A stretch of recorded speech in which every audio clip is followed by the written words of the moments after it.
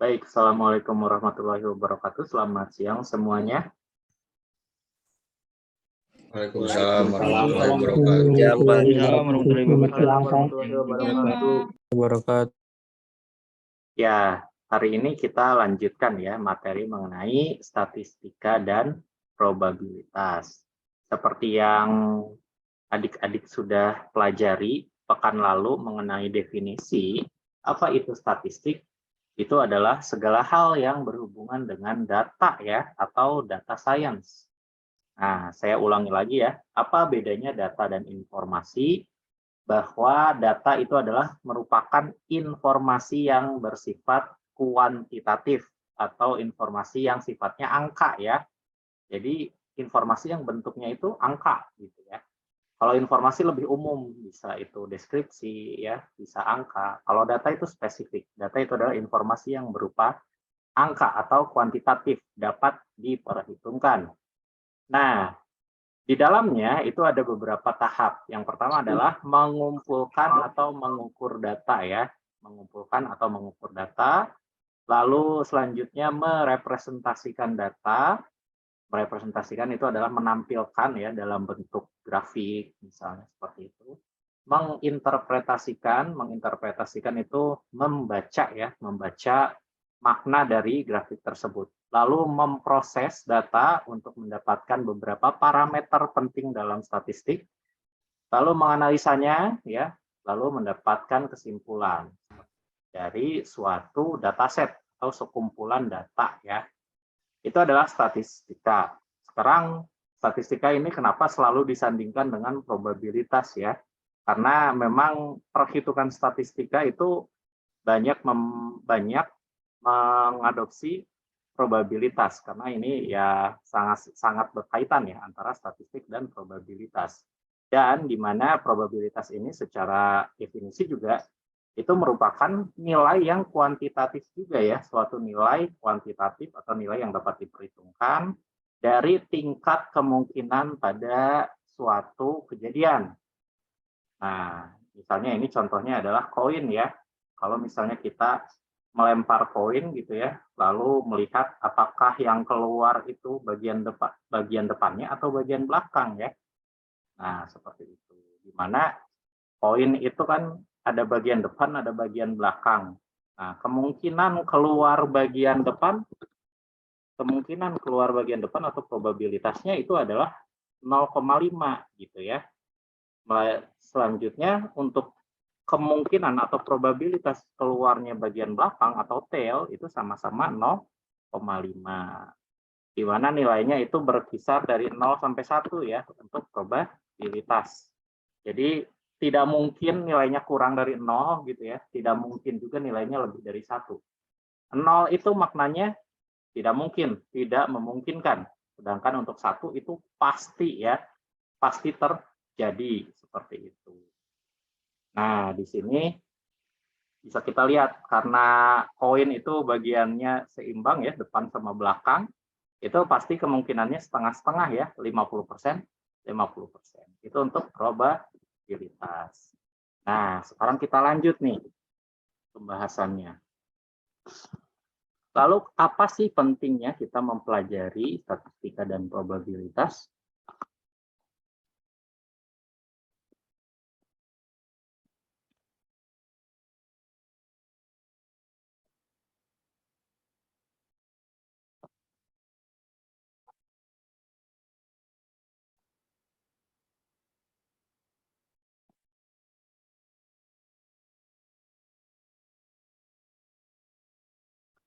Apa pentingnya? Kenapa statistika dan probabilitas itu penting? Kenapa nih? Nah, kita khususnya sebagai engineer teknik mesin ya, kalian ini masih calon engineer teknik mesin, itu diharapkan bisa nantinya ketika kalian bekerja ya, bisa memecahkan permasalahan-permasalahan ada di tempat kalian bekerja ya. Jadi kalian nih, kita semua ya sebagai engineer teknik mesin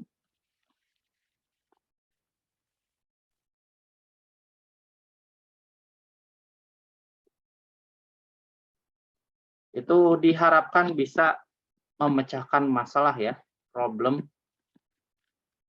solving. Atau making a critical decision.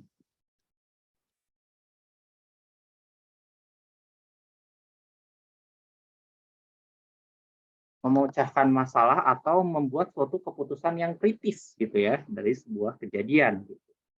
Nah, untuk bisa memecahkan masalah atau membuat suatu keputusan, tentunya kita harus memiliki modal ya, harus memiliki dasar nih yang harus kita kuasai. Pertama itu adalah ilmu ya, harus berilmu dulu. Nggak boleh anak yang nggak pernah belajar teknik mesin misalnya ya, masuk suatu industri, terus disuruh membuat suatu keputusan gitu ya.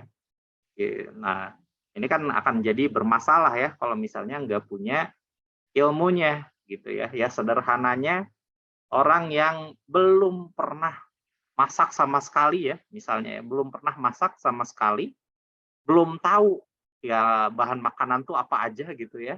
Belum pernah tahu bahan makanan yang kayak gimana, jahe fungsinya apa, kunyit fungsinya apa. Nah, langsung disuruh masak gitu kan untuk menyajikan hidangan yang sangat penting, misalnya menyajikan hidangan ke presiden misalnya kan akan jadi masalah ya. Makanya harus punya ilmu dulu. Jadi modal yang pertama di sini adalah knowledge ya.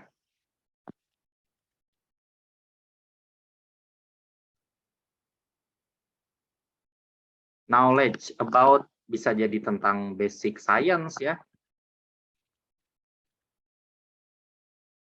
atau engineering.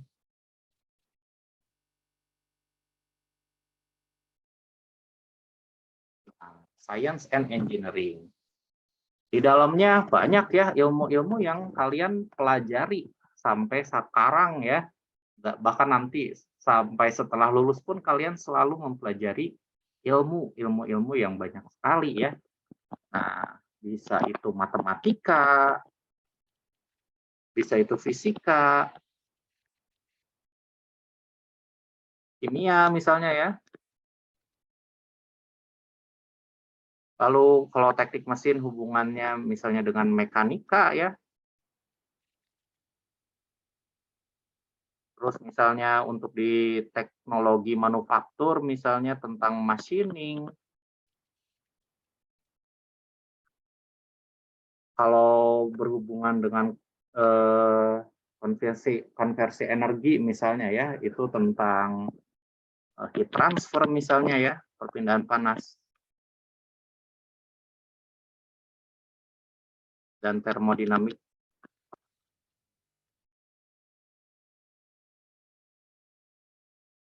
Misalnya satu lagi tentang ilmu material ya, material science.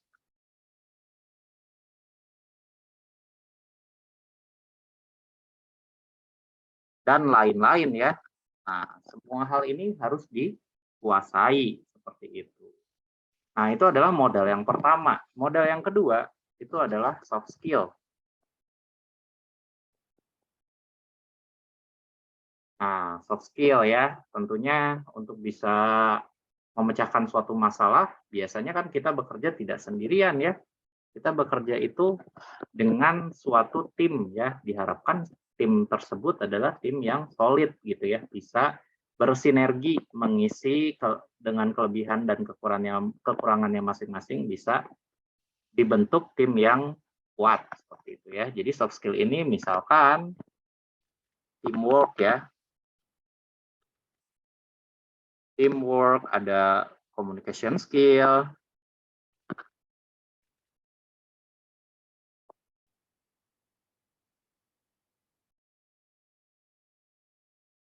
ya, terus integrity ya. Ada yang tahu nggak integritas itu apa? Integritas tahu nggak? Halo, halo? Iya, Pak. Tahu nggak integritas apa? Pernah dengar kan pasti? Pernah sih, cuman nggak tahu. Cuma nggak tahu, nggak ada yang tahu. Integritas, ini kalau misalnya kalian masuk ke perusahaan-perusahaan, pasti ini merupakan salah satu poin kunci. Jadi integritas itu maknanya adalah suatu hal yang bisa membuat tim itu solid gitu ya. Nah, itu makna luasnya. Nah, makna sempitnya itu bisa diartikan bahwa seseorang yang memiliki integritas yang baik itu jujur dan amanah ya. Jujur dan amanah, integritas gitu. Jadi kalau misalnya beri suatu pekerjaan, dia mengerjakan dengan jujur. Tidak main tidak main manipulasi data misalnya ya, korupsi gitu ya, nepotisme. Lalu dia amanah. Misalnya dikasih suatu pekerjaan, dia selesaikan dengan baik gitu ya, tidak misalnya dikasih suatu amanah dia malah kabur ya, menimpakan amanahnya kepada orang lain gitu ya, itu namanya khianat. Nah, integritas maknanya ya sederhananya sih jujur dan amanah ya. Nah, integritas ini macam-macam ya, macam-macam, misalnya time management,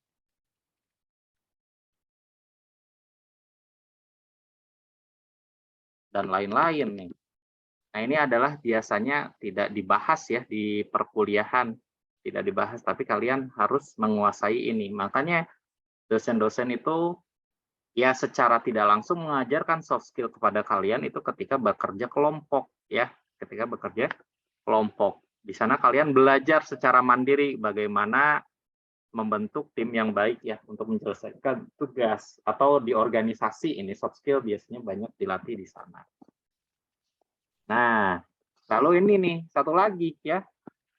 Udah punya ilmunya, udah punya soft skill yang baik, tapi kalau misalnya kurang satu modal lagi, itu pincang, tetap aja kurang. Harus ada satu lagi, yaitu adalah tentang data ya, data science atau statistik.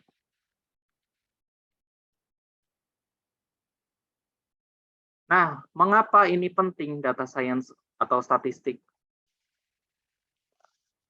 Nah, data itu penting ya.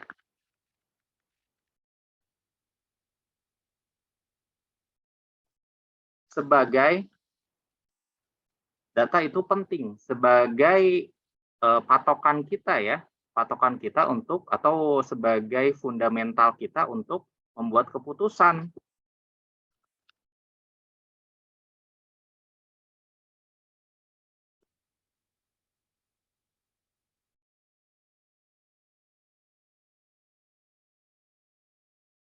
Decision.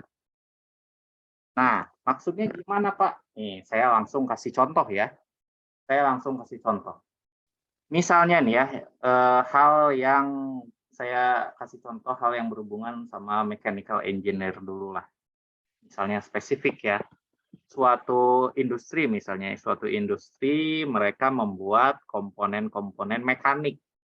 Nah, misalkan komponennya bisa apa saja, benar-benar bisa apa saja ya. Misalnya saya ngambil contoh ini biar ngelatih kalian ini juga ya, ngelatih kalian logika engineering-nya. Misalkan industri tersebut membuat sebuah engine block. Ada yang tahu engine block? Ada yang tahu nggak engine block?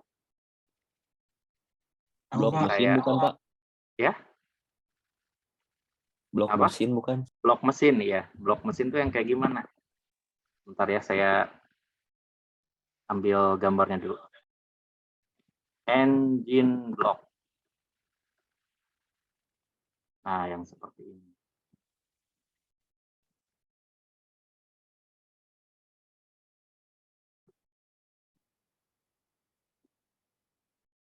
Nah,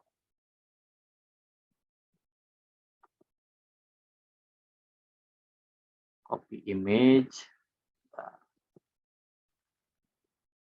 Nah, yang seperti ini ya. Jadi ini adalah engine block. Misalnya suatu industri menciptakan sebuah bukan menciptakan ya, memproduksi atau industri machining membuat part engine block seperti ini. Ini engine block untuk mesin mobil ya, mesin mobil. Nah, dalam engine block ini merupakan yang lubang-lubangnya ya, ini ya, yang lubang-lubangnya ini merupakan rumah bagi piston. Rumah bagi piston bergerak. Nah, untuk yang mobil seperti ini ada 4 piston ya, yang menggerakkan camshaft. Bukan camshaft, yang menggerakkan crankshaft. Nah, ada 4. Kalau di motor tuh ada 1 biasanya. Kalau misalnya saya buat sederhananya, itu seperti ini. Nah, ini adalah engine block ya. Di mana di dalam engine block ini akan ada sebuah piston ya. Ini mungkin kalian sering lihat di iklan oli misalnya. Nah, ini adalah jantungnya suatu mesin motor bakar.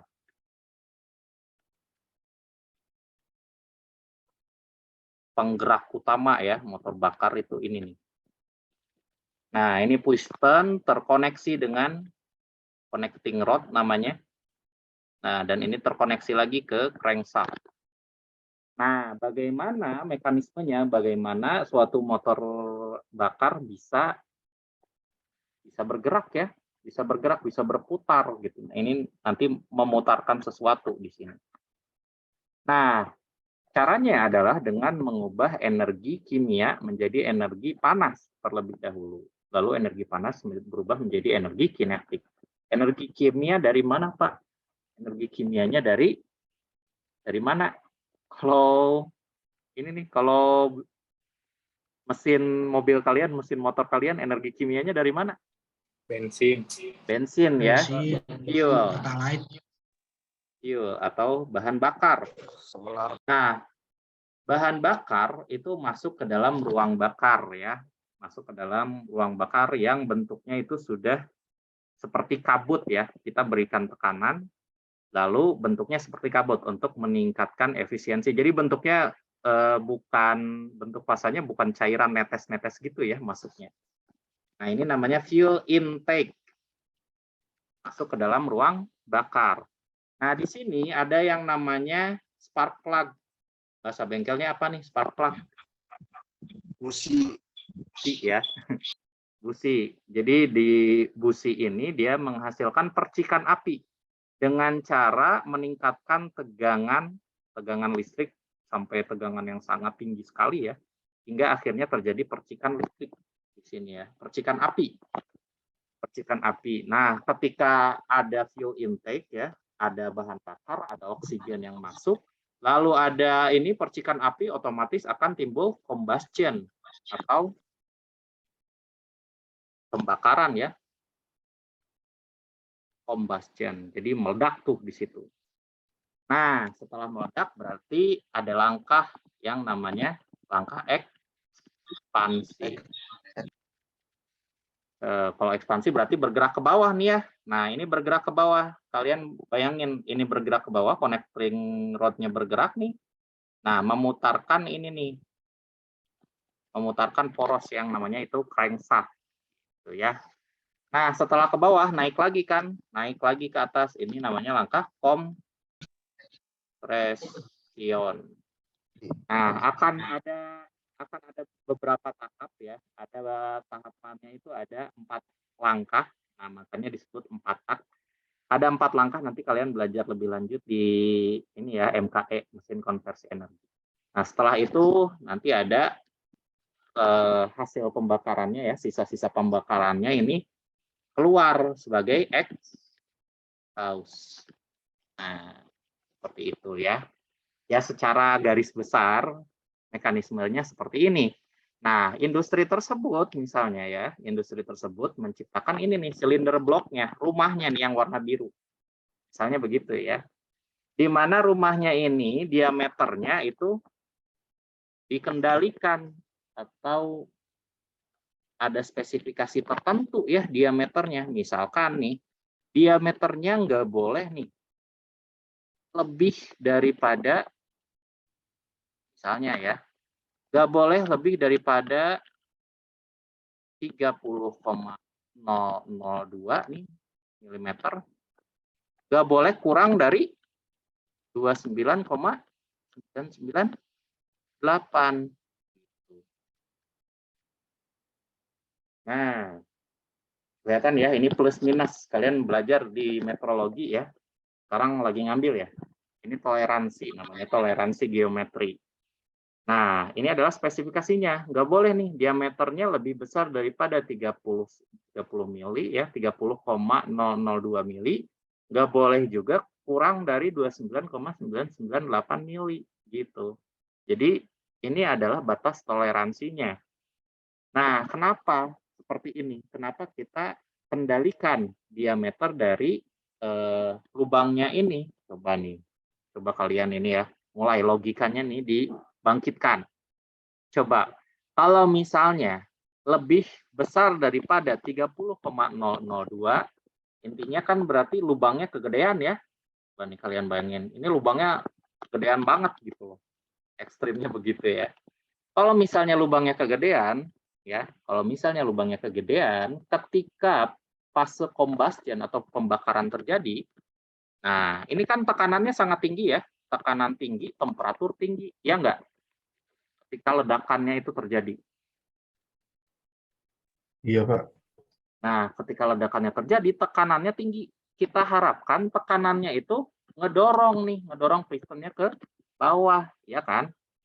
Nah, coba kalau misalnya si rumah pistonnya itu terlalu logor gitu ya, terlalu lebar, yang terjadi akan ada kebocoran tekanan nih ke pinggir-pinggir sini, ya enggak? Akan Ya. ada kebocoran, gitu ya, akan ada kebocoran yang fatal gitu. Nah, jadi nggak boleh nih lebih dari suatu nilai tertentu gitu ya. Itu yang pertama. Juga nggak boleh kurang dari nilai tertentu. Nih, nggak boleh kurang dari 29,998. Coba kalian pikirin lagi nih. Kalau misalnya terlalu sempit gitu, nih terlalu sempit di sini. Apa yang terjadi?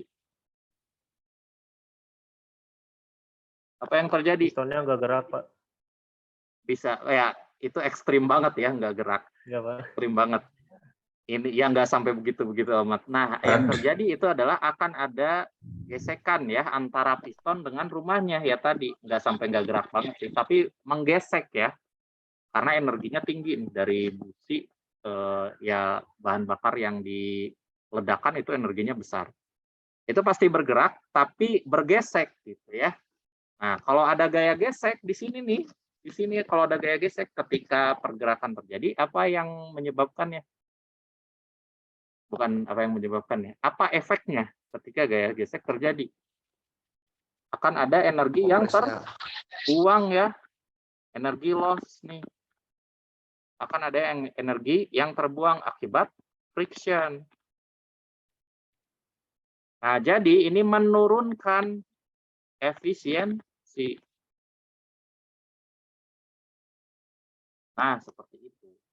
Kalau misalnya terlalu kecil, terlalu sesek ya, bergesek gitu. Akhirnya ada banyak energi yang terbuang cuma-cuma gitu ya.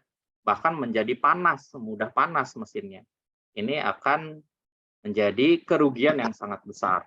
Seperti itu. Jadi terlalu lebar rugi, terlalu sempit juga rugi. Jadi harus optimal ya ukurannya. Tidak boleh lebih dari sekian, tidak boleh kurang dari sekian gitu.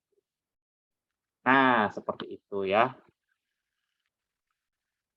Oke, nah ceritanya kalian kerja nih ya, kerja di perusahaan tersebut nih. Kerja di perusahaan, suatu sistem sudah bekerja ya di sana. Misalkan gini nih. Jadi dalam keadaan normal ya. Dalam keadaan normal. Nah, ini milimeter. Dalam keadaan normal sih seperti ini 30,000. Ini tadi ya batas toleransinya.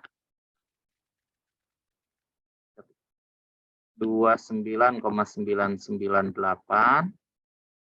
Ini 30,002.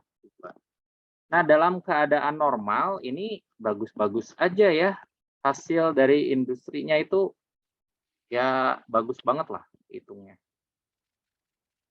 Nah, ini adalah jumlah part yang terproduksi nih, semuanya ya. Nah, ini kan batasnya. Ini batasnya nih. Ini batasnya di sini. Nah, misalkan ya, dalam sehari itu anggaplah membuat 100 part ya, di mana 98% itu sesuai dengan spesifikasinya ya. Gitu, 98% sesuai dengan spesifikasinya. Nah, ini ada 1% di sebelah kiri ya, 1% di sebelah kiri dan 1% di sebelah kanan itu tidak lolos spesifikasi. Yang sebelah kiri ini kekecilan diameternya ya, yang sebelah kanan kegedean diameternya. Nah, ini wajar terjadi ya, karena memang suatu mesin itu ada efek kerambangan istilahnya. Itu nanti di metrologi belajar juga. Nah, kalian juga kan kalau misalnya anggaplah main basket gitu ya. Kalau free throw, walaupun udah jago banget ya, kali-kali ada lah ya yang nggak masuk ya bolanya ya. Ya sama juga kayak mesin juga gitu. Nah, gimana caranya kita mengendalikan supaya yang di luar spesifikasinya itu sekecil mungkin gitu ya. Nah, ini bagus nih keadaannya. Yang reject, yang komponen-komponen yang jeleknya itu sedikit ya. Nah, tiba-tiba lama-kelamaan ya, bukan tiba-tiba sih, lama-kelamaan. Nah, ini kan kalian ukur ya, jadi setiap buat partnya kalian ukur, oh ini masuk spesifikasi atau enggak gitu ya. Ukur, oh misalnya ngukur, oh ada yang lebih nih sedikit tapi, terus ada yang kurang sedikit. Nah, hari demi hari berlalu, kalian tetap melakukan pengukuran ya, setiap membuat part ini. Nah, grafiknya ini bergeser ke sebelah sana, sebelah kiri, ceritanya begini. Ada shifting. Nah, begini ya.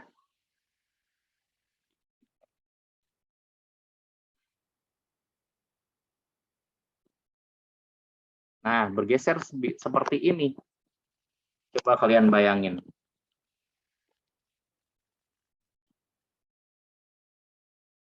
Nah, ini kayaknya.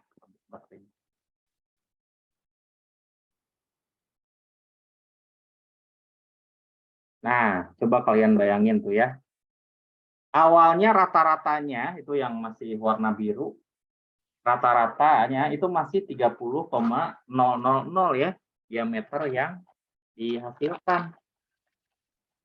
Masih 30,000. Tapi lama-kelamaan kok jadi begini ya. Jadi rata-ratanya bahkan lebih kecil daripada batas minimalnya. Tuh bisa kalian lihat ya. Rata-rata itu yang ada di puncak. Yang ada di puncak. Nah, nih awalnya kan rata-ratanya di sini nih. Awalnya di sini ya 30,000. Nah, ini bergeser rata-ratanya bahkan jadi kurang dari 29,998 yang mengakibatkan ini yang keterimanya jadinya cuma segini ya. Nah, produk yang keterimanya jadinya cuma segini gitu. Jadi jauh lebih kecil ya kan. Yang sebelah sini semua itu reject. Nah, ini kan masalah ya. Masalah dan kalian harus menuntaskan masalah ini. Jangan sampai ini terulang kembali. Nah, kalian lakukan analisa sebagai mechanical engineer gitu ya. Nah, apa nih penyebabnya yang bisa menyebabkan seperti ini? Nah, kembali lagi ke yang tadi nih ya. Kembali lagi ke yang tadi. Nah, untuk memecahkan masalah butuh knowledge, nah engineering, butuh data science. Nah, kalau misalnya kalian tidak mengukur ini semua, gitu ya, kalian bahkan nggak tahu bahwa ini akan ada masalah gitu ya. Kalian buat part, ternyata waktu dipasang gitu ya, tidak bekerja dengan baik. Kalau misalnya nggak ada statistik, bahkan kalian nggak sadar ini tuh ada masalah ya. Tiba-tiba nggak jalan aja ya waktu udah dipasang di mobil, gitu kan? Nggak benar jalannya. Gitu. Nah, maka dari itu statistik itu penting ya, ini bisa kelihatan. Dari sini, ini modal dasar kita untuk memecahkan masalahnya. Langkah selanjutnya kita analisa menggunakan ilmu engineering yang kalian sudah miliki. Ini kenapa kok bisa terjadi seperti ini gitu ya. Nah, gimana sih cara buat ini nih lubang yang ada di sini nih? Gimana caranya cara membuat lubang yang ada di situ? Nah, ini bisa menggunakan mesin freeze ya. Mesin freeze udah pernah dengar belum? Pernah, Udah, Pak. Bisa. Nah, iya.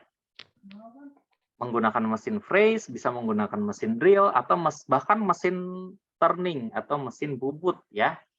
Mesin bubut. Anggaplah ini menggunakan mesin drilling, dibor ya. Ya, yang sederhananya kan begitu.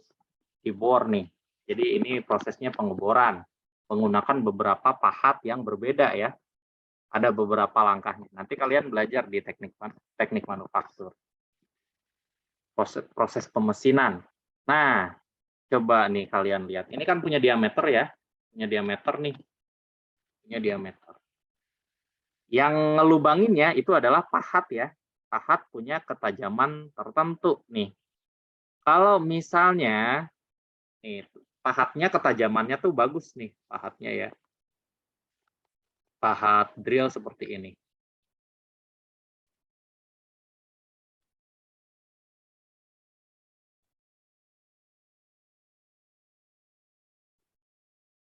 Ya, sederhananya beginilah ya.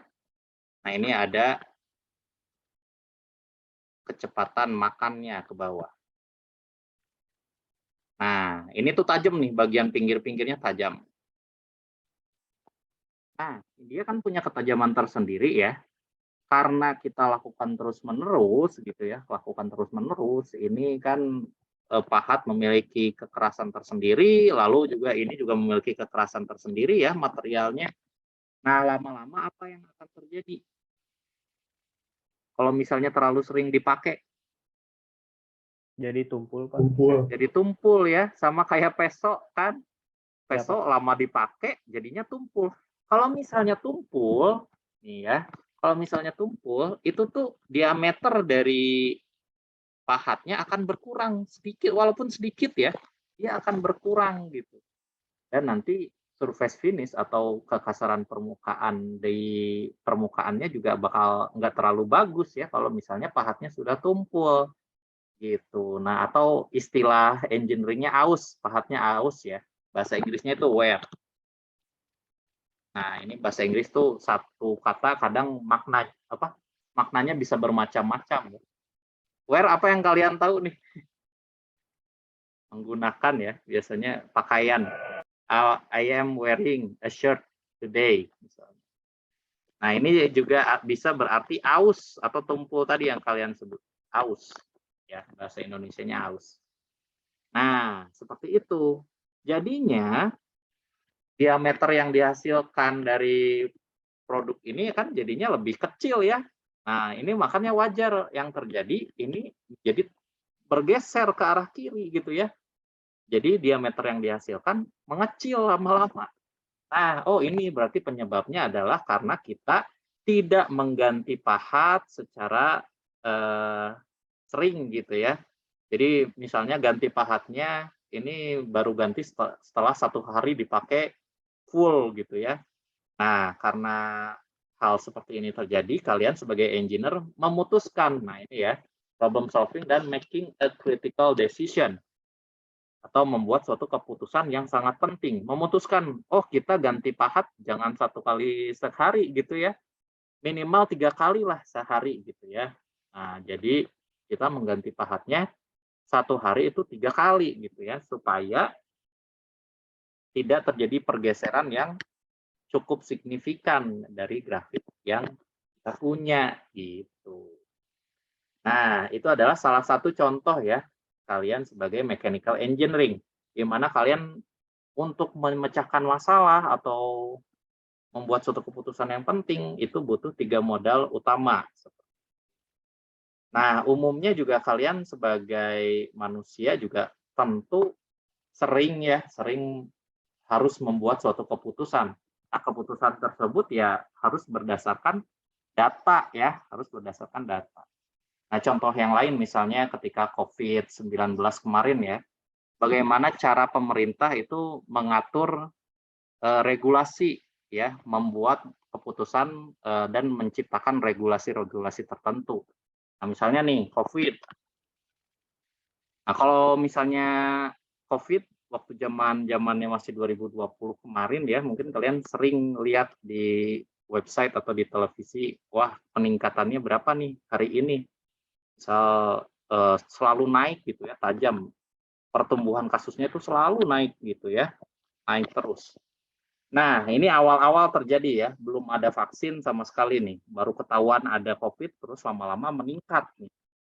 Nah, dari sini, oh kenapa nih meningkat? Kenapa ini bisa meningkat? Karena misalnya setelah dilakukan penelitian, COVID itu menularnya itu sangat cepat. Misalkan bersentuhan tangan gitu ya, terus ya bahkan melalui udara juga bisa tertular gitu. Makanya pertumbuhannya itu sangat cepat. Nah, efeknya apa nih pertumbuhan sangat cepat? Pertumbuhan kasus COVID yang sangat cepat. Ini efeknya kematian atau laju kematian ya, itu meningkat. Nah, ya nggak boleh dong ini dibiarkan ya, nggak boleh ini dibiarkan.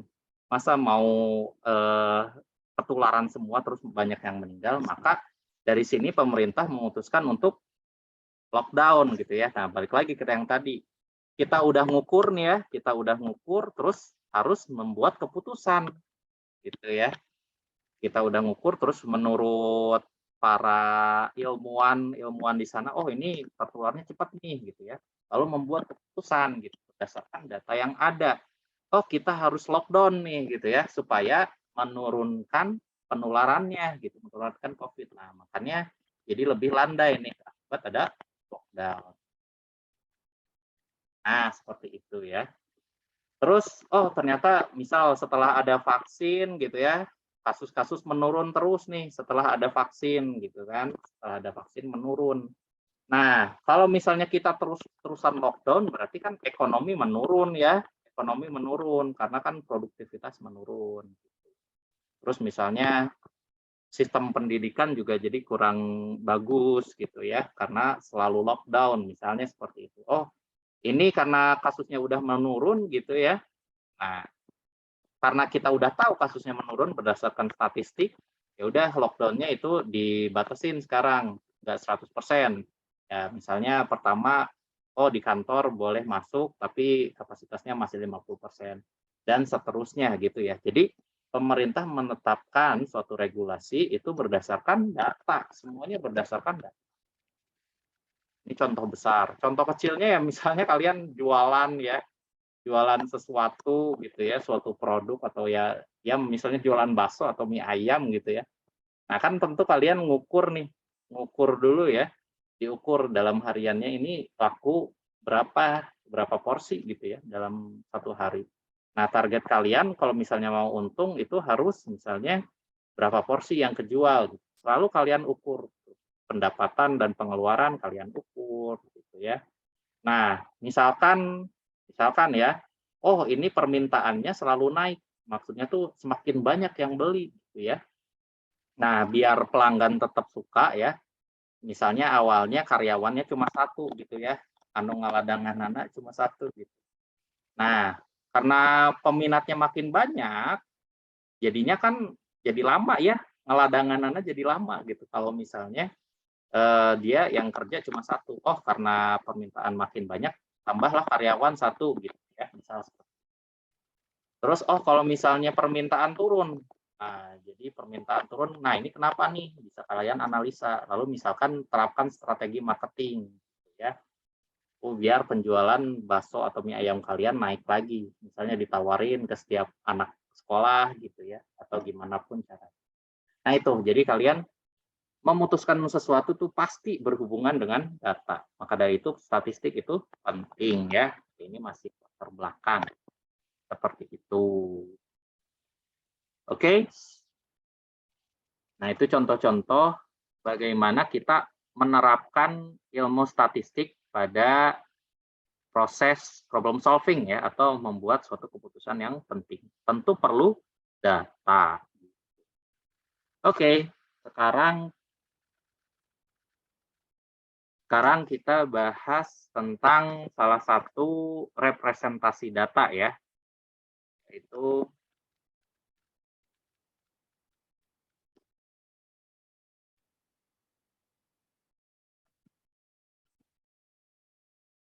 representation. Nah, types of data representation. Jadi ini adalah beberapa contoh cara kita menampilkan data ya, tampilkan data. Jadi ada apa aja sih? Yang paling standar misalnya diagram batang ya, yang paling sering kalian gunakan. Ada diagram garis dan macam-macam. Nah, kita pelajari di sini yang dasar-dasarnya. Pertama ada bar chart. Bar chart itu diagram batang ya. Bar itu batang. Chart itu diagram. Jadi ini adalah diagram batang. Nah, diagram batang pasti kalian udah pernah ini ya, udah pernah buat lah minimal banget pernah lihat. Di SMA juga udah belajar kok ini. Diagram batang, yang ini contoh ya. Contoh ini adalah nilai suatu mata kuliah tertentu ya. Ini grade. Misalnya ini maksimalnya 100 ya. Nah, ini grades of mata kuliah tertentu ya, misalnya X, Y, Z. Subjek. Subjek itu mata kuliah. Jadi ini adalah nilai mata kuliah X, Y, Z misalnya ya. Nah, di sini misalkan di dalam kelasnya, anggaplah mahasiswanya misalnya ada 7 gitu ya. Ada 7 nih mahasiswanya. Ini students. Ada siapa aja ya? Dan ini saya ambil beberapa. Misalnya ada Satria. Ada Satria. Ada Aris misalnya ya. Ada Aris nih. Cahya, Pak. Ada Cahya. Cahya, siapa lagi? Fandi. Siapa? Fandi. Ada Fandi. Tiga lagi. Siapa? Badrun. Badrun. Ada Elvin. Tunjung Pak. Terakhir Rizky aja ya, Rizky. Darto, Pak. Iya, kapan? Oke, ini misalnya ada 7 mahasiswa ya. 7 mahasiswa. Di mana di mata kuliah ini tuh ada UTS dan UAS ya. Misalkan ini yang UTS nih. Ini yang UTS warna merah. Ini nilai UTS Satria misalnya ya. Lumayan bagus nih nilai UTS-nya. 100. Anggaplah enggak 100 banget. Lumayan bagus. Misalkan nilai UTS-nya di sini 72 ya. Misal. Terus ada lagi Aris ya, Aris. Ini lebih tinggi nih nilai UTS-nya. Misalkan 81 ya, misal. Ini nggak konsisten, nggak apa-apa ya, di ketebalannya. Terus Cahya nih, Cahya kurang memuaskan misalnya.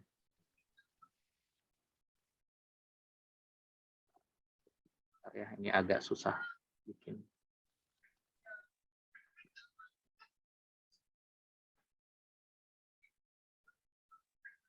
Kurang memuaskan nih misalnya nilainya itu agak kecil ya. Misalnya ini 60 gitu. 60. Ini kalian sambil nyatet ya. Terus Fandi ini Mana, Pak? lumayan bagus.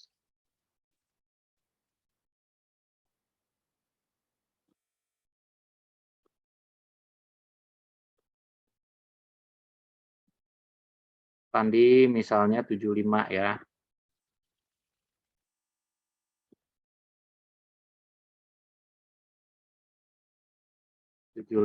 Terus ada Badrun. Ini Badrun kurang bagus nih. Misalnya 50. Elvin.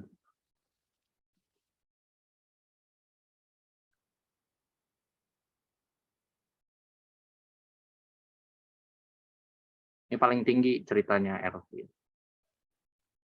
Misalnya 90 ya. Rizky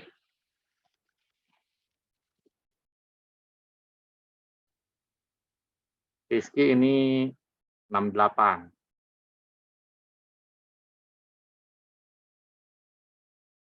Aduh.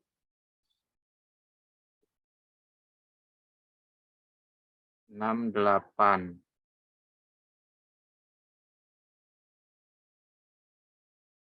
Nah, ini untuk nilai UTS. Ada nilai UAS juga. Ada nilai UAS. Nah, Satria misalnya nilai UAS-nya itu meningkat ya. Jadi 82. Dari UTS ke UAS itu meningkat. Jadi 82. Lalu misalnya Aris ini masih lumayan bagus ya. Misalkan, tapi agak turun dikit. Misalkan ini adalah 78. Nah, ini Cahya juga jadi comeback nih Cahya ya. Comeback Cahya. Jadi lumayan bagus. Bukan lumayan, bahkan bagus ya. Sama kayak Satria, misalnya jadi 82 nih nilai UAS-nya ya. Terus Fandi. Misal Fandi agak turun sedikit.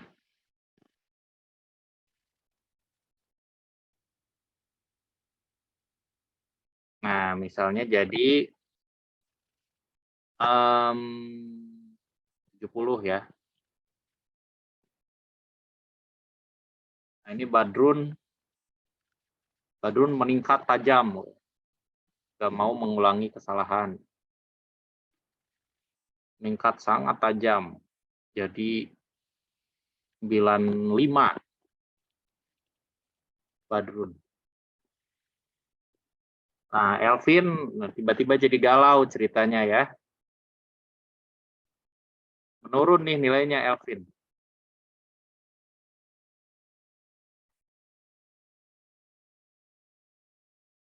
Jadi 56 misalnya ya.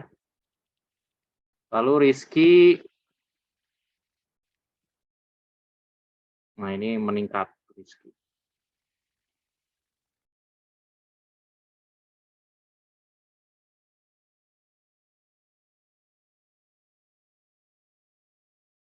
Waduh, ini sudah bisa digeser.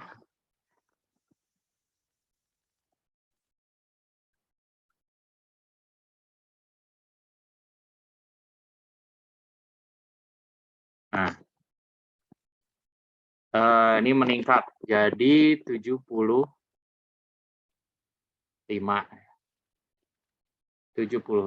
Nah, jadi keterangannya ini yang warna biru adalah UAS ya, final term.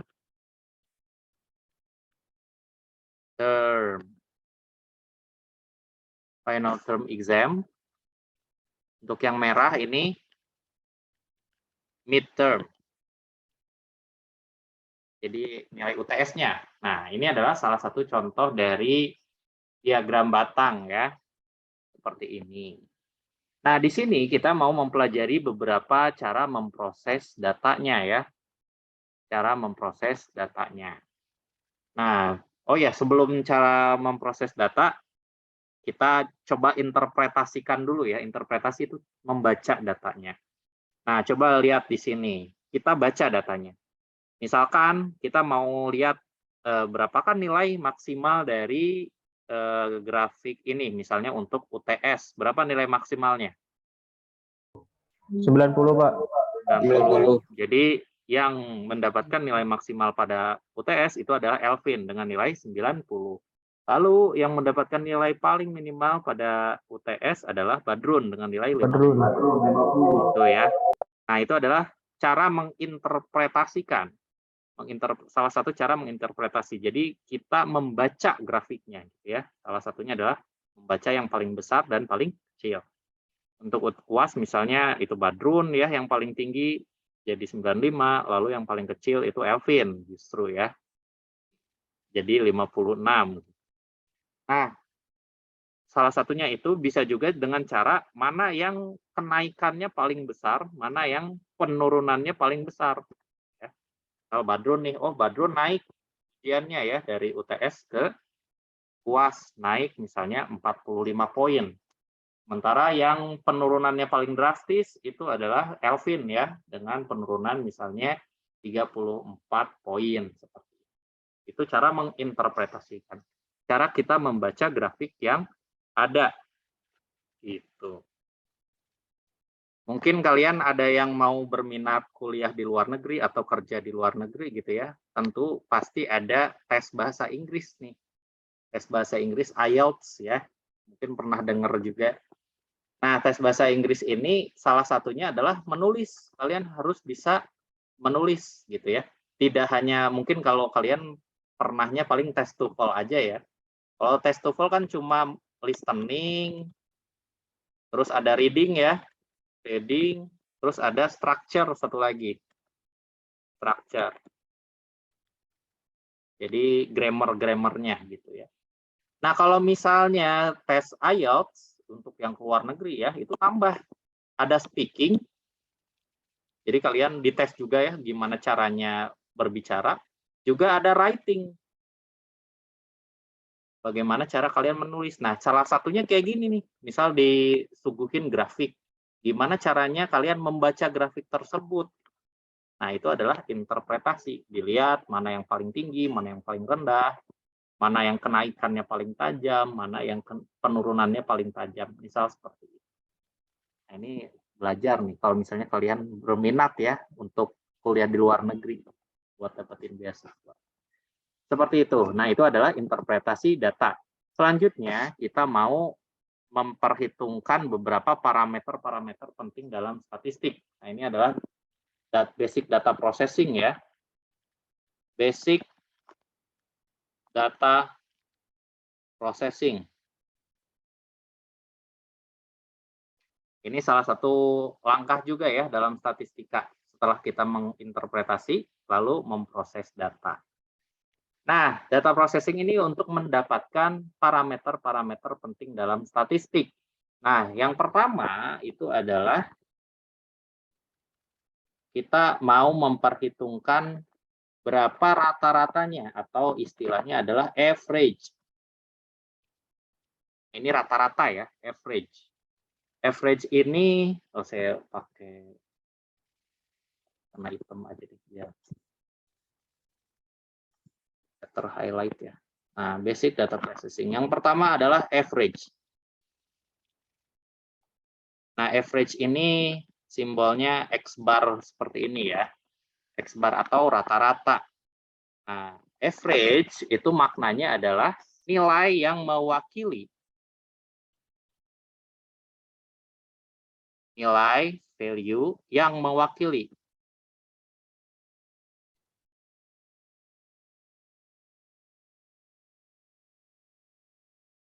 all of dataset.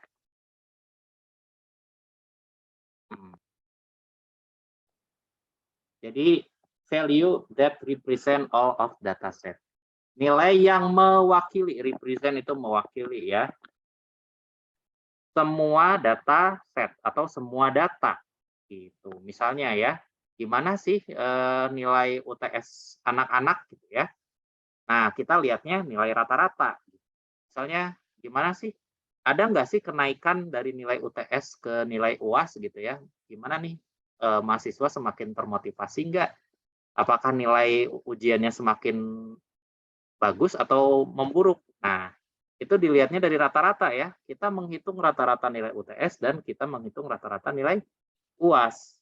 Kalau misalnya nilai UTS-nya lebih jelek gitu ya, ya maksudnya nilai UAS-nya yang lebih tinggi ya, rata-rata UAS-nya lebih tinggi, berarti mahasiswa itu motivasi belajarnya meningkat setelah UTS, misal seperti itu. Jadi kita ini mau memperhitungkan nih, bagaimana cara mendapatkan nilai rata-rata. Pasti kalian juga udah pada tahu ini di SMA udah belajar ya.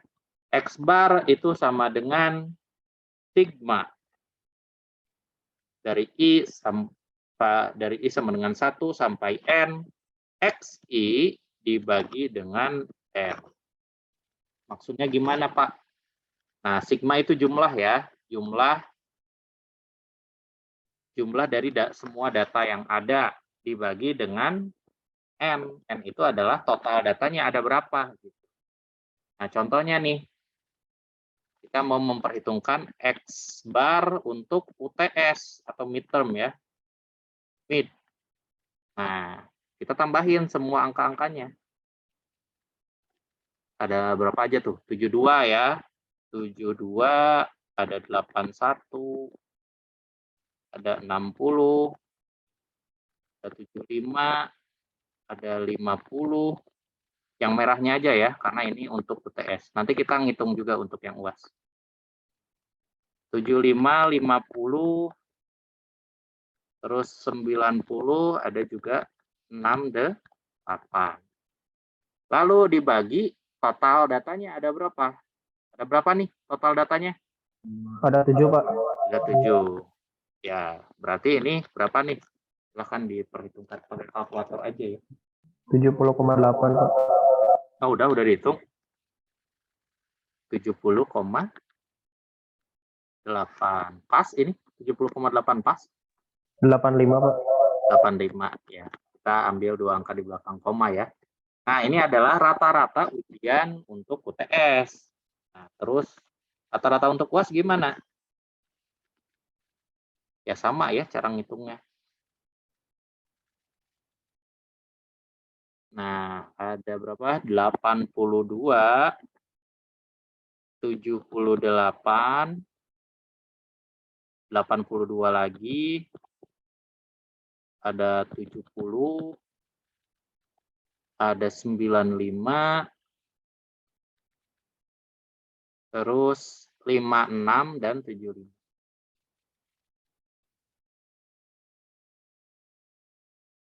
Nah, ini dibagi 7. Silahkan dihitung.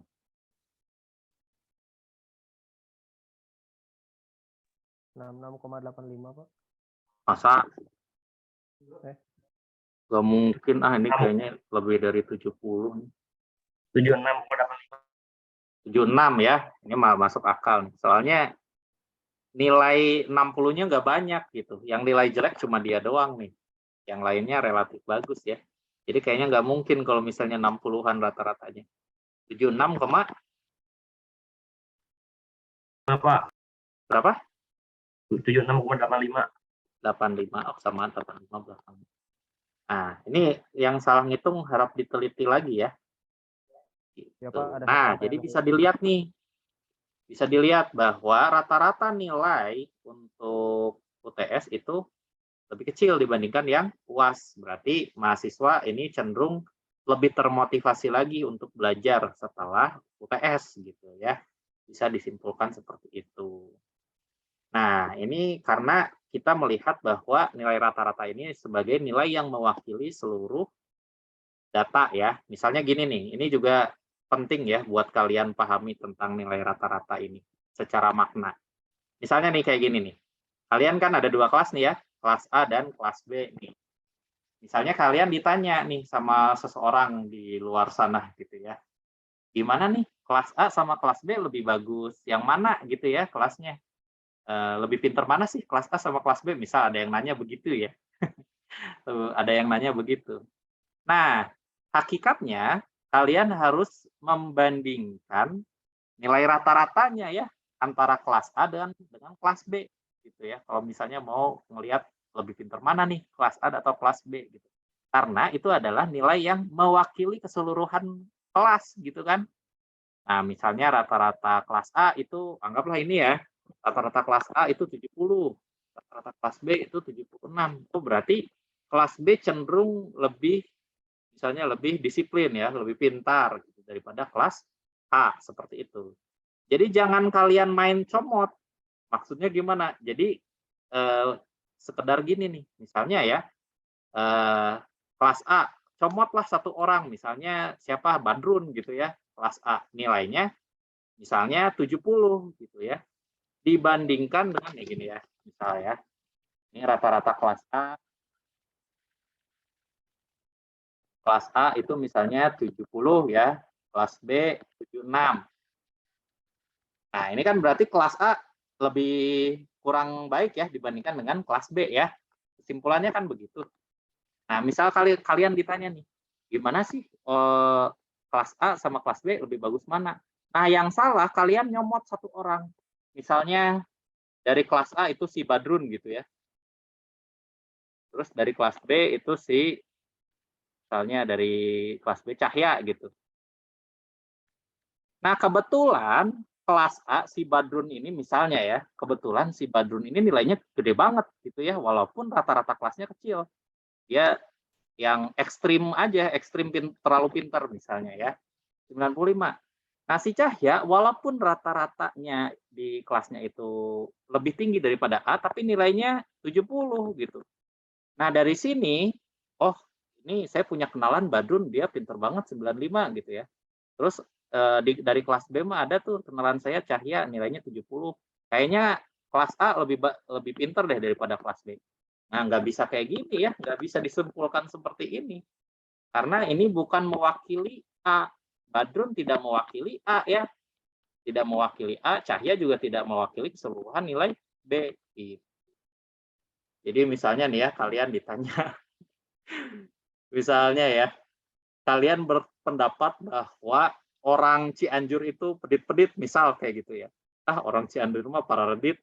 Padahal kan kalian kenalannya paling cuma 1-2 orang gitu ya. Di mana kebetulan orang yang pertama, orang Cianjur yang kalian kenal, sama orang yang kedua yang orang Cianjur yang kalian kenal, itu misalnya, itu kebetulan pedit, kebetulan gitu.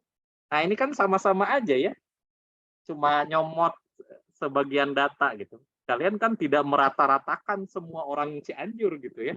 Nggak boleh menjustifikasi kayak gitu, malah jadi zolim ya, fitnah gitu. Oh, orang Cianjur mah para redit misal gitu.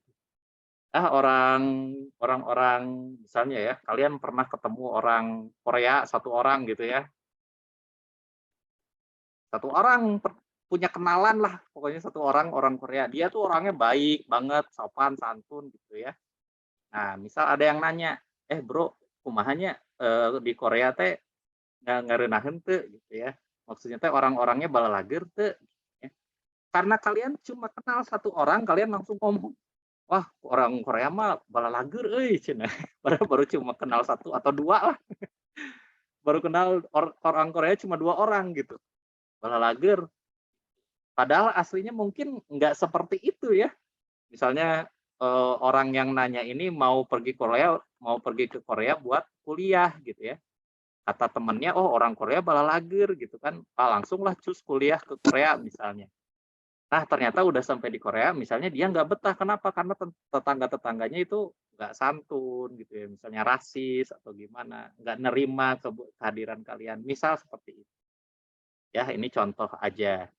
Jadi kalian itu harus, kalau misalnya mau menjustifikasi suatu kelompok ya, ini kan kelompok,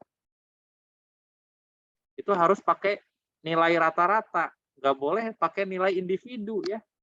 Gitu. Jadi jangan begitu lagi. Contoh juga, misal nih ya, ini ada yang lucu. Ada yang lucu. Biasanya yang ngerokok itu suka nyari-nyari pembenaran, suka nyari-nyari pembenaran. nih ngerokok nih ya. Misal ada anak ngerokok, terus dikasih tahu lah sama orang. Yang ulah ngerokok gitu ya, ulah ngerokok, ente sehat, engke gitu. Kalian ngerti bahasa Sunda kan? Semua orang Bandung kan? Ada yang nggak ngerti bahasa Sunda kan? Ngerti semua ya.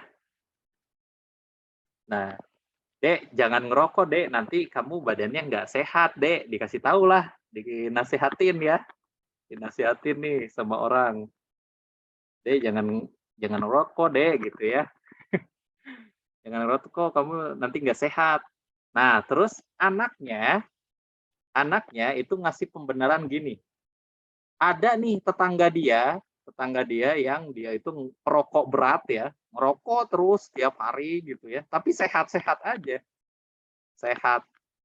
Padahal ngerokok ya. Nah, terus ngambil lagi contoh tetangga yang lain. Ada tetangga yang lain nih, misalnya dia itu nggak ngerokok sama sekali, tapi sakit-sakitan. Ini nggak ngerokok. Nah, ini adalah pembenaran. Mirip-mirip kayak gini nih kasusnya. Jadi nggak bisa begini ya. Kalian harus tahu bahwa bukan mungkin ya, bahwa orang yang sehat ini, yang dia itu ngerokok, itu kasus yang jarang gitu ya. Kasus yang jarang.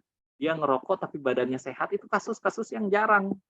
Banyaknya orang yang ngerokok itu sakit gitu ya. Juga sebaliknya, ini orang yang nggak ngerokok tapi sakit-sakitan itu juga jarang gitu ya. Jadi ini cuma sekedar nyomot aja satu kasus yang ekstrim gitu ya, dua kasus yang ekstrim. Nggak bisa begitu. Nyatanya setelah dilakukan penelitian ya, yang dilakukan survei dari banyak orang gitu, banyak umat manusia, bahwa merokok itu bisa menurunkan kalian jatah umur hidup kalian sampai 10 tahun loh. Nah, jadi rata-rata umur yang merokok itu 10 tahun lebih pendek dibandingkan yang tidak merokok. Ini rata-rata. Nah, kalau kayak gini kan jadinya lebih terjustifikasi ya. Jadi lebih mewakili datanya seperti itu. Nah, ini tentang rata-rata tapi harus terhayati ya sampai ke aplikasi-aplikasinya seperti ini. Pertama, kalian nggak boleh ngejudge suatu kelompok hanya berdasarkan sedikit kenalan yang kalian punya. Itu nggak boleh. Nggak boleh ya. Harus rata-ratanya. Orang itu kayak gimana sih? Itu ya. Itu pesan moral.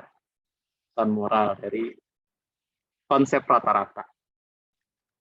Oke, seperti itu ya. Ini adalah rata-rata. Nah, selanjutnya ada yang dinamakan dengan range. Range ini logonya R ya. Nah, maknanya itu adalah jarak antara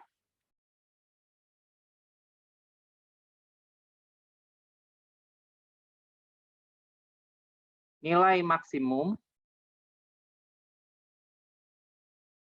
kurang ada spasi ya. Nilai maksimum dan nilai minimum.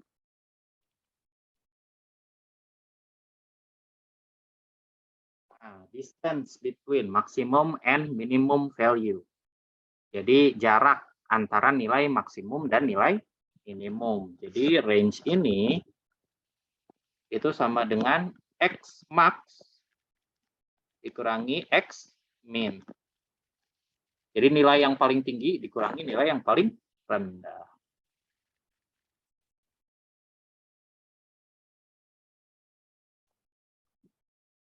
Nah, jadi kalau misalnya kalian pengen lihat berapa sih range untuk UTS nih. Nah, lihat aja yang maksimal berapa nilainya UTS. Lihat dari sini aja berapa. 90, Pak. 90 ya. 90 dikurangi nilai minimalnya 50, Pak. 50.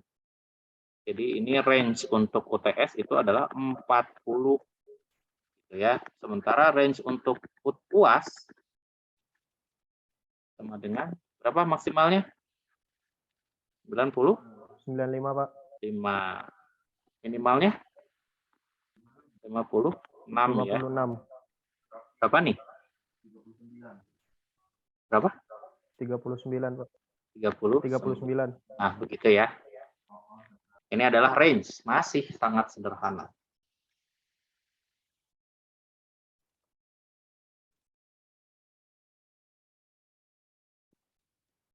Kalau ada yang bingung mau ditanyain langsung ditanya aja ya.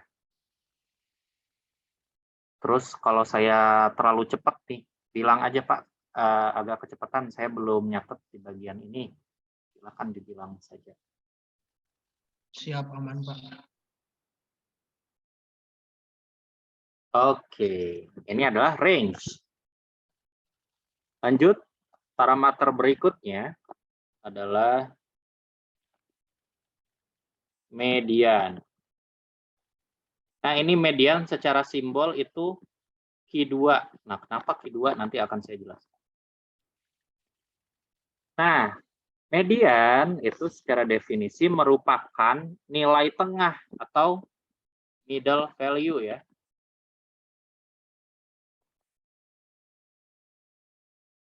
Dari data, keseluruhan data yang sudah diurutkan.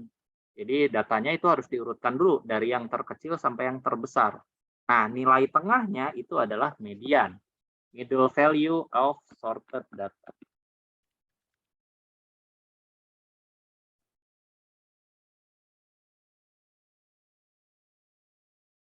Nah, sorted data itu dari yang terkecil from the smallest to the largest.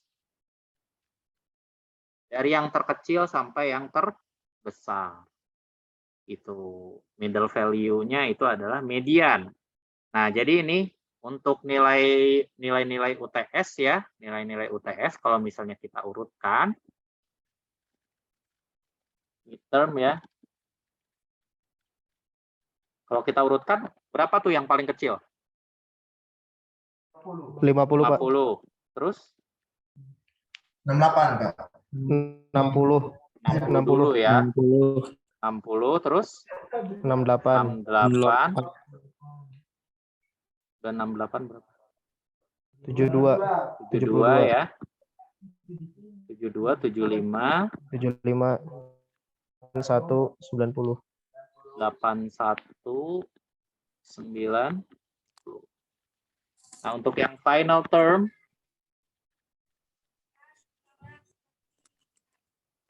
yang final term 56, 56. 70. 70, 75. 75, 78. 82. 8, 82, 82. 82 lagi, 95. 95 ya. Oke, nah, jadi seperti ini. Ini adalah urutan data dari yang terkecil dan sampai yang terbesar. Nah, setiap data itu diurutkan ya. Ini adalah urutan pertama atau data 1, atau ini urutan kedua, urutan 3, dan seterusnya ya, sampai 7. U5, U6, U7. Biar sama. Nah, gitu. Biar sama. Nah, seperti itu. Nah, kita lihat ya, mana nilai tengah dari ini, dari urutan data ini. Kalau misalnya kita lihat ya, nah, U4 ini adalah nilai tengahnya. Kasat mata juga kelihatan ya. Kenapa nilai tengah? Coba lihat. Di samping U4 itu sayap kirinya ada 3 data. Di samping kanan atau sayap kanannya itu sama ya, ada 3 data. Jadi U4 ini adalah mediannya. Median. Gitu ya. Nah, sederhana kalau misalnya jumlah datanya atau urutan datanya itu tidak terlalu banyak. Kalau misalnya datanya ada banyak, gitu ya, nggak bisa ya kasat mata bisa kita perhitungkan, tidak bisa seperti itu. Jadi harus ada perumusan tertentu nih. Bagaimana cara mencari median? Q2 atau median itu caranya dengan U atau urutan suku ya, suku ke N plus 1 dibagi 2. Nah, caranya begini.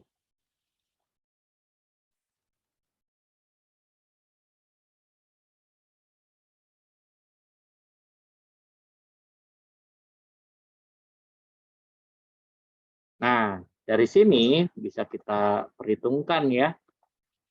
Misalkan Q2 untuk midterm. Ya udah berarti ini adalah suku ke jumlah datanya ada berapa? N plus 1 per 2. Di mana N-nya itu adalah 8 ya. Bukan 8, 7. Karena ada 7 data totalnya. 7 ditambah 1 jadi 8. 8 dibagi 2 berapa? 4. Nah, ini adalah berarti, ini adalah data yang keempat, gitu ya, yang menjadi median. Tentunya sama untuk yang median, untuk yang finalnya juga sama ya. Sama-sama U7 ditambah 1 dibagi 2. Sama-sama U4. Jadi untuk yang final term itu 78, untuk yang midterm itu adalah 72. Seperti itu. Itu adalah median.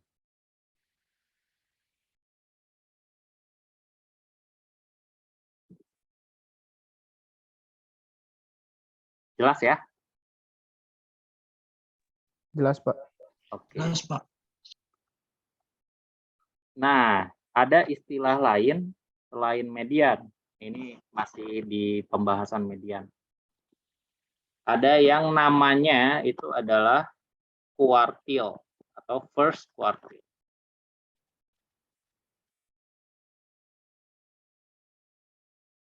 Nah, dengar ya, kuartil bawah, kuartil atas kalau bahasa Indonesia. Kuartil 1, kuartil 3. Nah, median itu adalah kuartil 2. Nah, kok bisa? Nanti kita lihat ya. Maksudnya apa sih ini kuartil? Nah,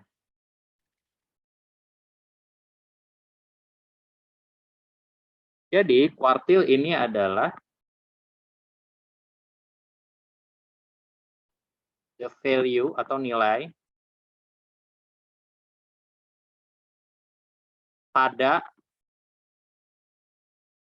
25% persentil.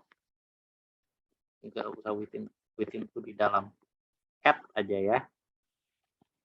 Nilai pada 25% persentil. Ini maksudnya apa, Pak? Nanti ya saya jelaskan. Nah, saya jelaskan dulu first quartile dan third quartile. Jadi ya kuartil 1 dan kuartil 3-nya dulu ya. Ini Q1. First quartile, Q1. Nah, caranya itu dengan Q1 sama dengan, nah, kalau tadi itu kan 1/2 ya. Kalau median itu setengah. Nah, kalau misalnya kuartil 25% atau 1/4. Jadi rumusannya adalah UN plus 1/4. Gitu.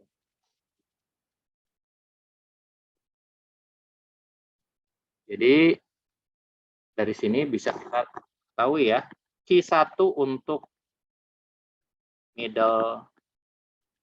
midterm itu adalah U pada N-nya adalah 7 ditambah 1 dibagi 4. Jadi ini adalah U berapa? U2. U2 ya. Nah, U2. Sama juga nih untuk yang final pasti U2 juga ya. U2. Berapa nih? Kalau misalnya midterm 60 ya. Kalau misalnya final term 7. Itu adalah first quartile. Kuartil 1 atau kuartil bawah bahasa Indonesia. Lanjut. Yang selanjutnya adalah third quartile.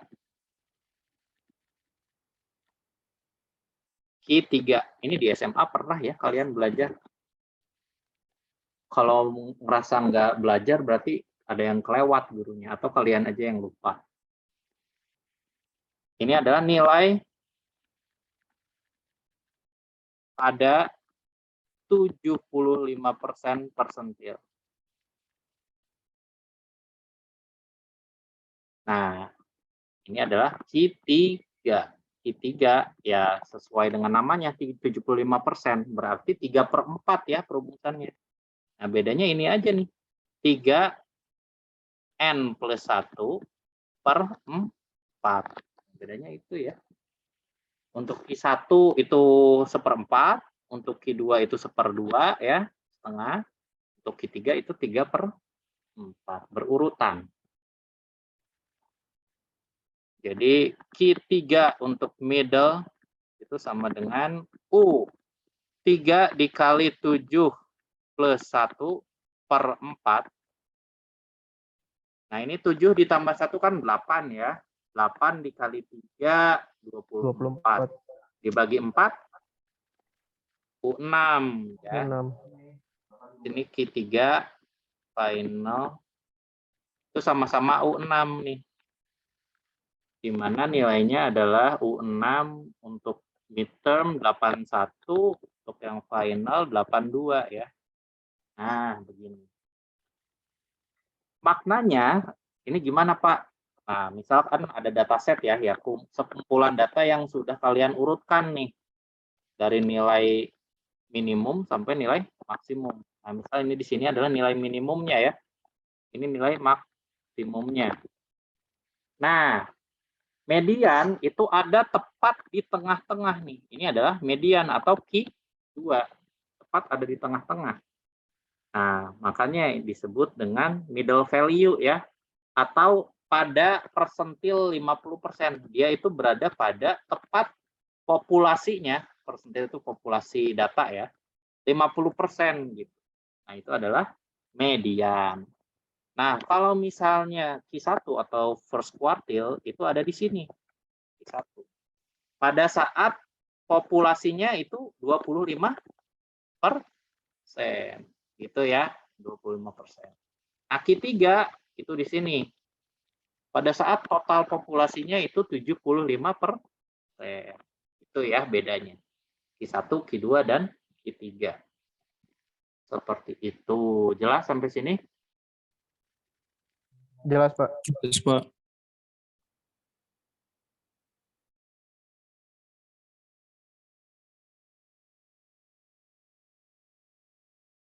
Silakan dicatat.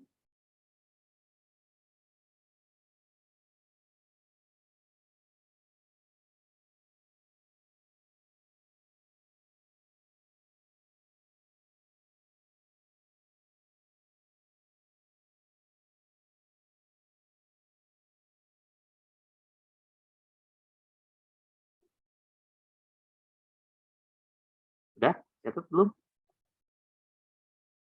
Sudah, Pak. Udah, Pak. Oke, nah ini gampang ya, karena kenapa gampang? Karena datanya ganjil. Kalau misalnya datanya ganjil, kita bisa secara langsung dapatkan nilai kuartil bawah, kuartil tengah, kuartil atas, itu bisa kita dapatkan secara langsung. Nah, kalau misalnya jumlah datanya genap, nggak bisa. Begitu Pak, nih ya. Jadi, kalau misalnya datanya, ini kan saya kasih 7 data tuh. 7 data kan ganjil. Kalau ganjil tuh cetek gampang. Bisa langsung kita lihat nilainya ya. Bisa langsung kita perhitungkan nilainya. Jadi untuk for odd dataset, odd itu ganjil ya. Maka Q1, Q2, dan Q3 itu nilainya eksplisit atau bisa langsung kita cari tahu gitu ya. Nah, kalau misalnya genap genap itu adalah even ya. Ini genap nih, bahasa Inggrisnya even. For even dataset. Nah, ini juga punya berbagai macam arti ya, even. Biasanya kan dipakai meskipun, even though, meskipun. Ini even artinya genap.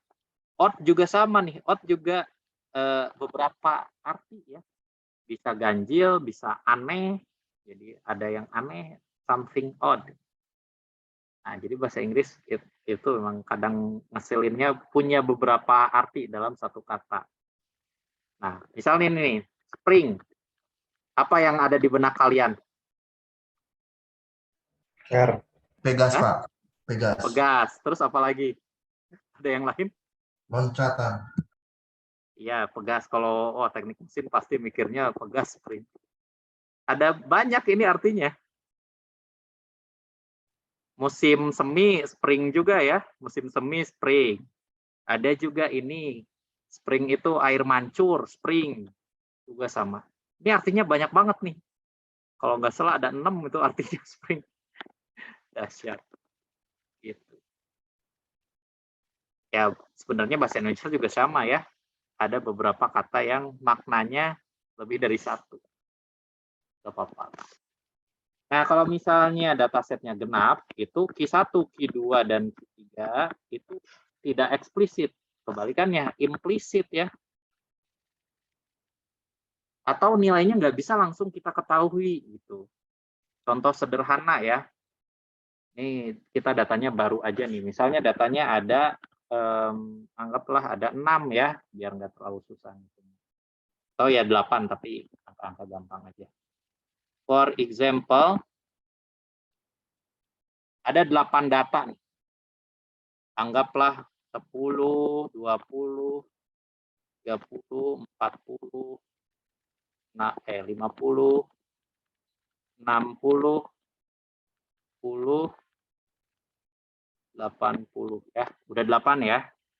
Nah, coba kita lihat. Ini tengahnya ada di mana coba?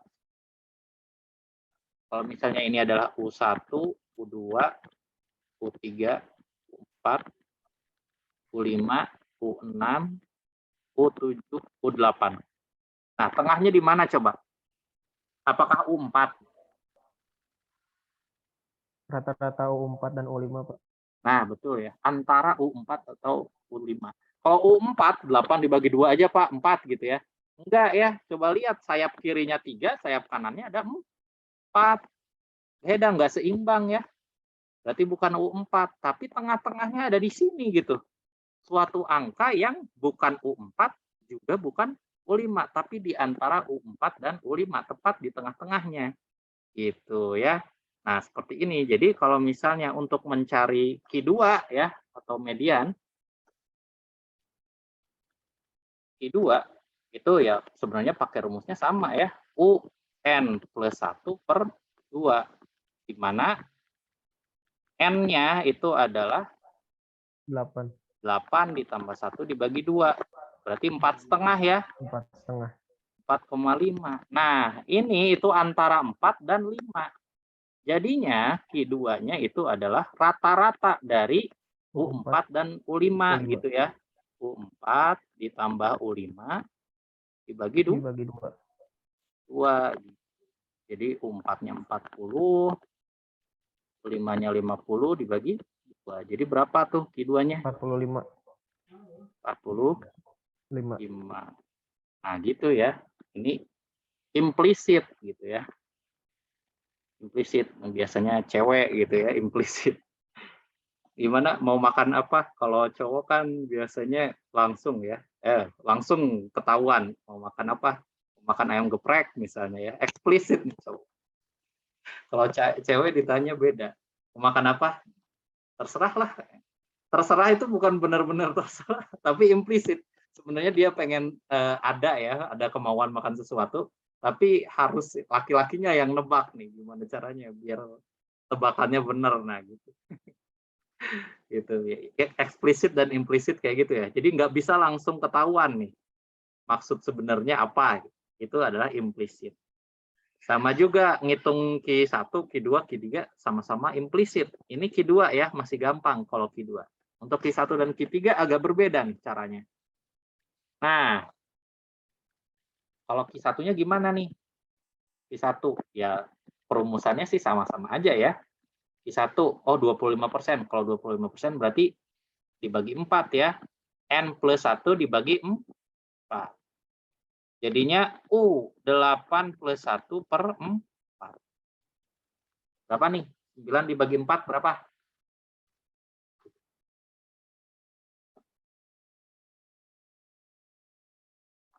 9 dibagi 4 berapa? 2,25 Pak. 2,25 Pak. Nah, ini adalah U2,25. Nah, ini gimana nih? Berarti kan antara U2 sama U3 ya, tapi Ya, Pak. tidak tepat di tengah-tengahnya. Ya, kalau misalnya ini adalah U2, ini adalah U3 ya. U2, ini U3. Nah, ini tuh si U2,25 itu tidak di tengah, bukan di tengah ya. Tapi jaraknya adalah 0,25 dari U2, ya kan? 0,25 berarti 1/4. Nah, ini adalah si Q1-nya berada gitu ya. Jaraknya 0,25. Jadi gimana dong cara ngitungnya? Gimana cara ngitungnya? Jumlah U2 dan U3 dibagi 4, Pak. Bukan jumlah, selisih ya. Selisih. Selisih. Nah, jadi pertama kita ya udah U2-nya dulu dimasukin ya. U2 ditambah, U2 kan di sebelah sini ya. U2 ditambah ini nih jarak sisanya. Jarak sisanya itu adalah 1/4 atau 0,25 dari total jarak dari sini sampai sini kan? Ya enggak? Total jaraknya apa? Ya udah berarti U3 dikurangi U2 gitu. 10, Pak. Ya. Nah, jadi ini adalah 0,25 dari U3 dikurangi U2. Jelas nggak sampai sini? Jelas, Pak. Jelas, Pak. Jelas Jelas Pak. ya. Masukin tuh U2-nya berapa? 20 ditambah 0,25 atau 25. 1/4 ya. U3 dikurangi U2, 30 10, Pak. min 20. 20. Berapa nih? Jadi 20 ditambah 1/4 dikali 10. 22,5 ya. 22,5. Nah, seperti itu ya cara ngukur Q1. Nah, Q3 juga sama. Untuk Q3 rumusannya yang 3/4 ya. 3N plus 1/4. Ini jangan lupa pakai tanda kurung. Sama dengan U3 dikali 8 plus 1/4. 3 dikali 9 dibagi 4 berapa tuh? 27 dibagi 4 berapa? 6,75. Nah, ini U6,75. Sama cara mikirnya kayak tadi. Misalnya ini adalah U6 ya. Ini adalah U6. Ini adalah U7. Nah, jarak sisanya berapa nih? Jarak sisanya berapa? 0,7? 0,75, Pak. 0,75 kan di sini ya. Nah, ini 0,7. Nah, ini adalah Q3-nya di sini. Gitu. Jadi gimana? Ini adalah U6 ditambah 0,75. 0,75 dikali U6 U6 dikurangi U7 dikurang U6. U7 ya. U7 dikurangi U6. Ya, betul seperti itu. Ya udah tinggal dilanjutin. Ini berapa nih? U6-nya 60 ya. 60 ditambah 0,75 dikali ini sama semua ya, 10 selisihnya. Jarak antar sukunya sama 10 semua. 70 dikurangi ya betul, 70 dikurangi 60. Jadi berapa Q3-nya? 67,5, Pak. 67,5. 5. Seperti itu ya, jelas ya? Jelas, Pak. Bingung nggak? Ada yang bingung nggak? Tanya aja kalau bingung, nggak usah malu. Sambil nyatet saya absen dulu ya. Oh, nanti aja deh, absennya terakhir aja, biar nggak usah direkam absen.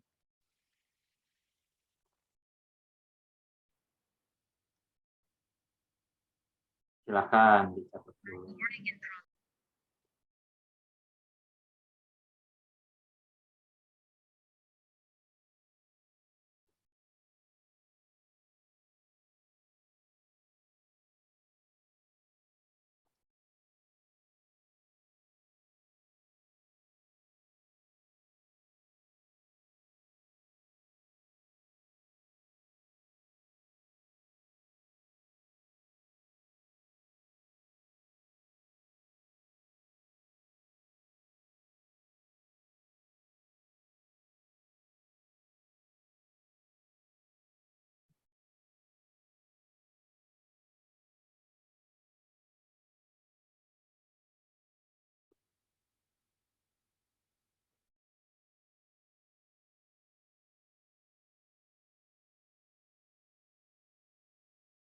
Ini saya nggak sempat ya mempraktekkan di Excel karena udah mepet banget waktunya.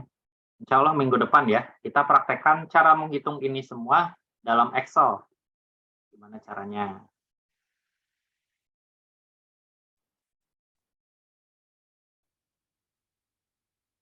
Udah belum nyatetnya? Sudah, Pak. Sudah, Pak. Oke. Nah, lanjut. Nah, ini adalah satu parameter lagi ya, parameter dasar statistika. Ini masih basic. Masih ada banyak parameter lain. Tapi saya jelasin basic-basicnya aja dulu ya. Pasti kalian juga udah pernah dengar ini nih, modus ya. Bahasa Inggrisnya mode.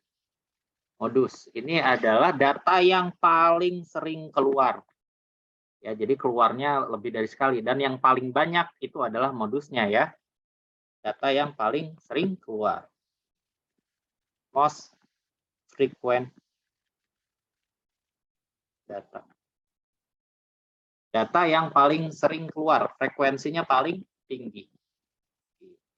Ya udah, berarti mode untuk midterm. Ada nggak data yang berulang-ulang keluarnya untuk midterm? Ini saya tarik 9 ini. Ada nggak data yang berulang-ulang keluarnya? Nggak ada, Pak. Nggak ada ya. Kalau di Nggak ada. UTS, kalau di UAS ada nggak? Ada, Pak. Ada ya, 82. 82. Nah, jadi modus untuk UTS tidak ada gitu ya. Untuk UAS itu adalah 82. Gitu ya. Nah, ini untuk UTS tidak ada modusnya atau non ya. Tidak ada. Modus untuk UAS itu 80 seperti itu. Oke ya, saya absen dulu nih. Untuk materi kuliah sampai sini ya. Ini saya stop recordingnya.